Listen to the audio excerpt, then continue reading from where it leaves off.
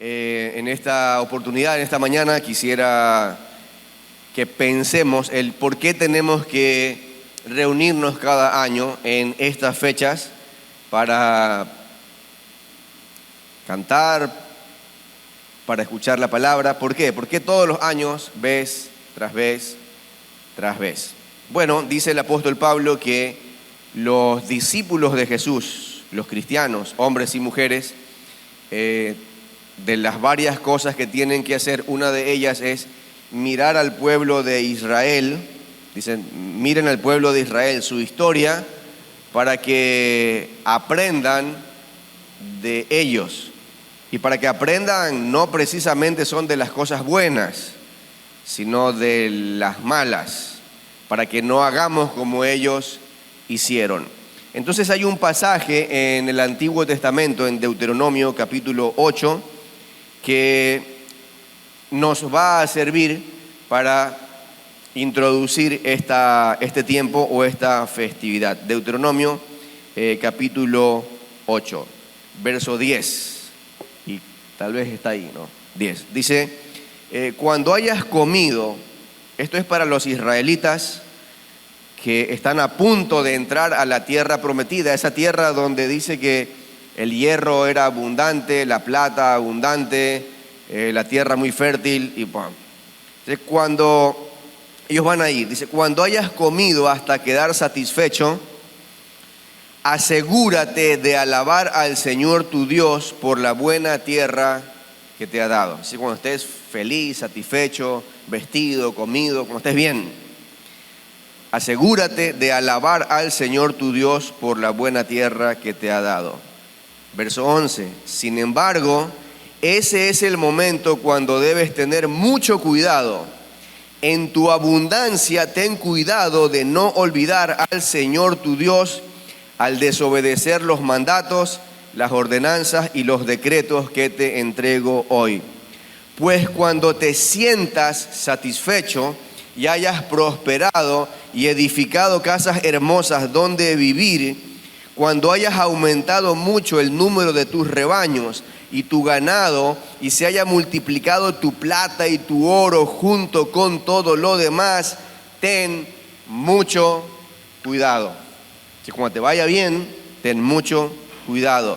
No te vuelvas orgulloso en esos días y entonces te olvides del Señor tu Dios, quien te rescató de la esclavitud en la tierra de Egipto. Miren, cuando el pueblo de Israel es rescatado de la esclavitud en Egipto, introducido a la tierra de la promesa, esa gente no vivió 800 años, murieron, y allí quedaron sus hijos, y luego sus hijos crecieron, y luego también ellos se multiplicaron, pero también murieron. Es decir, que estas palabras van para los hijos, los nietos, los bisnietos, para la generación que viene, para la generación que no fue o que no vivió en la esclavitud.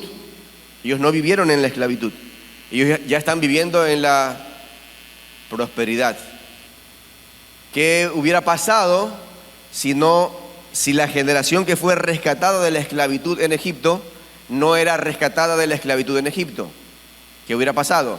¿Dónde estarían esos hijos, nietos y bisnietos? No en la tierra de la prosperidad y la abundancia, sino que también seguirían siendo esclavos. Es lo que tenían que pensar. Tengan mucho cuidado. Dice, no te vuelvas orgulloso en esos días y entonces te olvides del Señor tu Dios, quien te rescató. El verso que sigue dice, no olvides que Él te guió por el inmenso y terrible desierto que estaba lleno de escorpiones y serpientes venenosas y que era tan árido y caliente. Él te dio agua de la roca. En el desierto te alimentó con maná, un alimento desconocido para tus antepasados. Lo hizo para humillarte y para ponerte a prueba por tu propio bien. Eso suena como a las mamás, ¿no? Pero es cierto, por tu propio bien.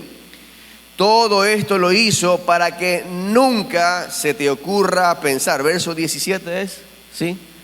Para que nunca se te ocurra pensar. ¿Qué cosa? el pensamiento. He conseguido toda esta riqueza con mis propias fuerzas y energías. Eso es para que nunca se te ocurra pensar. Para que la nueva generación mire hacia atrás y entienda de dónde viene.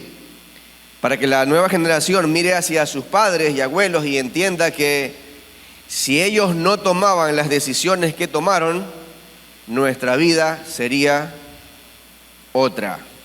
Para que nunca se te ocurra pensar, toda esta riqueza la he conseguido con mis propias fuerzas y energías. Acuérdate del Señor tu Dios. Él es quien te da las fuerzas para obtener riquezas a fin de cumplir el pacto que les confirmó a tus antepasados mediante un juramento. Pero una cosa te aseguro, si alguna vez te olvidas del Señor tu Dios y sigues a otros dioses y les rindes cultos y te inclinas ante ellos, sin duda serás destruido, tal como el Señor destruyó a otras naciones en tu paso, así también tú serás destruido si te niegas a obedecer al Señor tu Dios. Estamos precisamente en estos días recordando, la Pascua es eso. Nosotros recordamos el momento en el que Jesús muere, pero lo que el Señor Jesús y sus discípulos recordaban era el momento en el que el pueblo de Israel había sido rescatado de la esclavitud en Egipto. Eso es Pascua. No tiene nada que ver con conejos ni huevos, absolutamente. Esas son otras fiestas. Si alguien las quiere celebrar está bien, pero eso es otra fiesta. No es la fiesta judeocristiana, no es lo que debemos de recordar para no olvidarnos lo que Dios hizo a favor no solo nuestro, sino de la humanidad.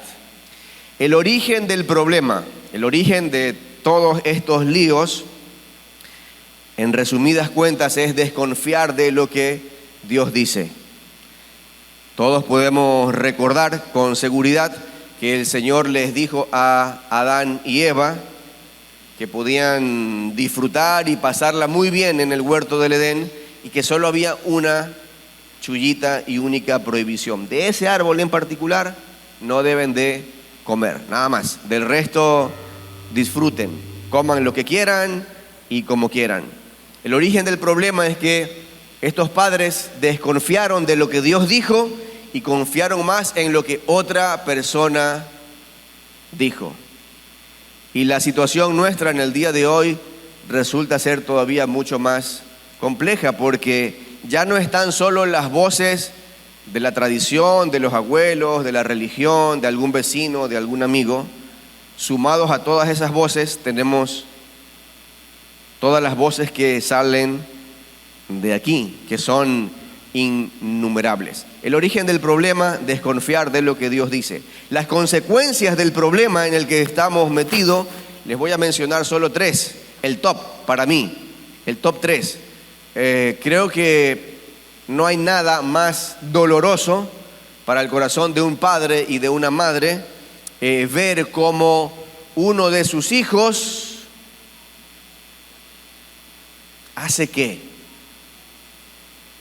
Lo más doloroso que puede experimentar el corazón de un padre y de una madre. Sí. No es que el hijo se deje crecer el pelo o se haga un tatuaje o no sé. Lo más doloroso que puede experimentar un papá y una mamá es que uno de sus hijos asesine a su hermano. ¿Recuerdan a Caín y Abel? Ese es problema top. Que uno de mis hijos asesine a otro, comparado con qué, con cualquier otra cosa, es prácticamente nada. Ese es el problema en el que estamos. El otro top 3, no sé aquí el orden, pero que un hermano asesine a su hermano. El otro es que un padre sacrifique a su hijo. Es un lío. O sea, que un padre agarre a su bebé y lo ponga en una paila de bronce calentada al fuego y allí lo entregue en sacrificio. Es decir, que lo asesine. Un padre asesinando a su hijo. ¿Puede haber algo peor que eso? Sí, La Biblia nos muestra algo que puede ser algo peor que eso. Y es que una madre, ya no es un hermano, los hermanos se pelean.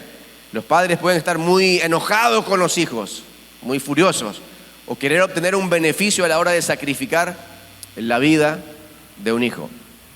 Pero hay algo peor, y es que una madre, si ya entra una madre, las entrañas se nos revuelven a todos, porque no podemos llegar a pensar que una madre pueda hacer tanto daño. Las escrituras nos muestran a una mamá que toma a su hijo, lo mata y luego se lo come. Esas son las consecuencias de desoír o desconfiar de la voz de Dios. La solución de estos problemas y de lo que haya de allí para abajo, si lo ve, cuando lo ponemos en perspectiva, cualquier otro problemita, qué ropa me voy a poner hoy, qué vamos a comer hoy, qué no sé qué más, quedan ni siquiera en un segundo plano, en un plano por allá abajo. La solución a estos problemas y a todos los demás está en el anuncio que hace el Señor en Génesis 3:15. Y le dice el Señor a la serpiente: un descendiente de la mujer te va a aplastar la cabeza, te va a destruir. Se anuncia allí cómo más o menos va a ser la solución de todo este problema. Un descendiente de la mujer te aplastará la cabeza, es decir, que será humano, que vendrá de esa mujer. Pero luego en Génesis también, en Génesis 12, se le dice a Abraham que será un descendiente de él, por el que serán benditas todas las familias y las naciones de la tierra. Que será descendiente de la mujer, que será descendiente de Abraham. Y en resumidas cuentas, en Marcos capítulo 8, verso 33, si lo podemos leer allí un momento, así es como se solucionará todo este lío. Dice así: después de la conversación o de las preguntas que le hace el Señor a Pedro. 8:33.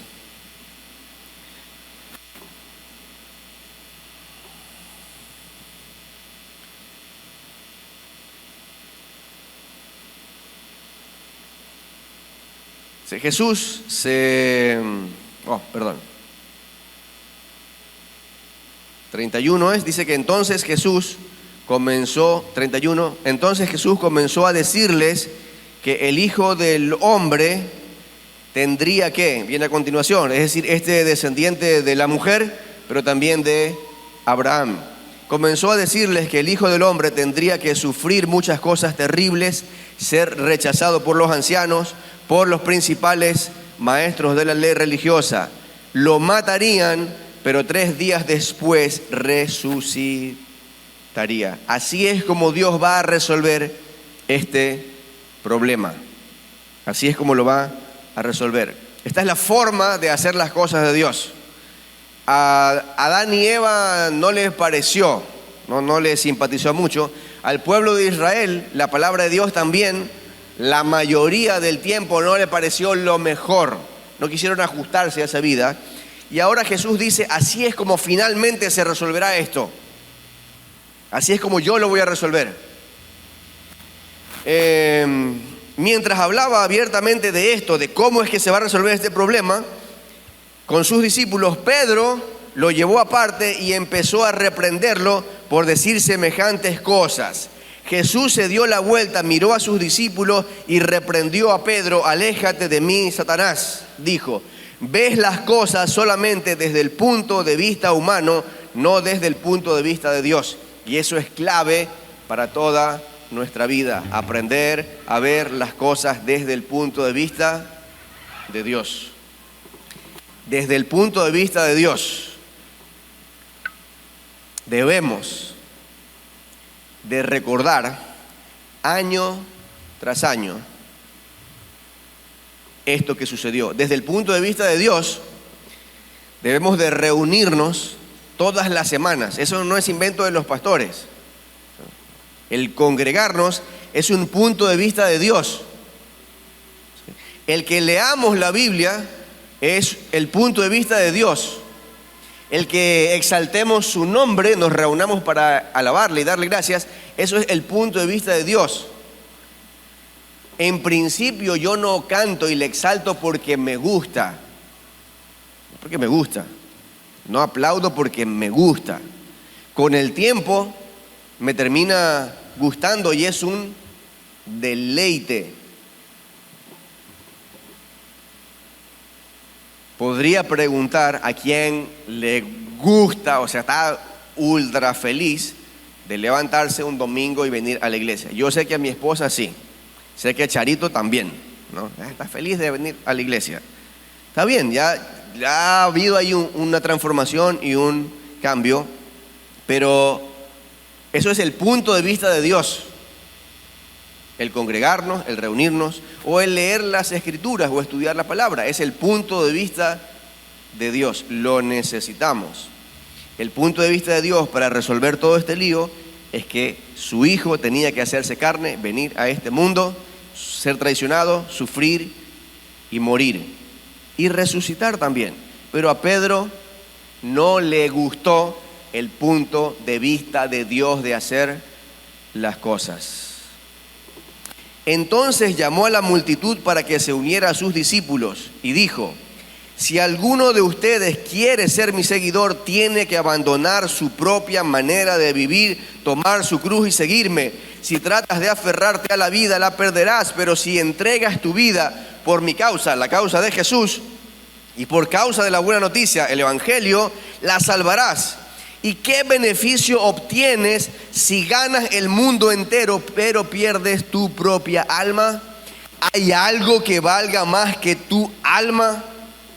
Si alguien se avergüenza de mí y de mi mensaje en estos días de adulterio y de pecado, el Hijo del Hombre se avergonzará de esa persona cuando regrese en la gloria de su Padre con sus santos ángeles.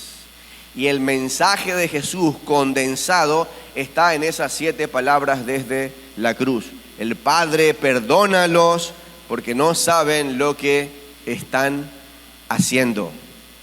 Son hijos de las circunstancias. Fueron formados como soldados y están siguiendo órdenes. Perdónalos porque no saben lo que hacen. Y en verdad hay un montón de faltas que nosotros cometemos todos los días porque somos hijos de nuestros padres o de nuestros abuelos o de quienes nos criaron o hijos de la religión o de la iglesia a la que pertenecemos. Hay muchas faltas que se cometen que van por allí. Pero hemos sido perdonados por las faltas y pecados que hemos cometido producto de la crianza que hemos tenido. Eso es cierto, ¿no? Hay pecados que uno comete producto de la crianza que ha tenido. Si fuimos criados machistas, vamos a cometer faltas y pecados que están vinculados con eso. Si hemos sido criados, no importa, vamos a cometer faltas en esa dirección. Pero somos perdonados. Es más, también somos perdonados cuando cometemos faltas de las que son más graves, las que son hechas a conciencia, sabiendo que está mal y lo hacemos. Recibimos también perdón. Por eso es que la identidad de un discípulo del Señor Jesús se construye. No nacemos con esa identidad, no nos la dan como cuando sacamos la cédula en el registro civil, no nos la entregan. Se va construyendo con la lectura de la palabra, con la amistad, con la conversación, con la oración, con las disciplinas espirituales. Se va construyendo nuestra identidad. Y desde la cruz el Señor nos deja estas 7 palabras que van a definir lo que somos, en lo que nos construimos.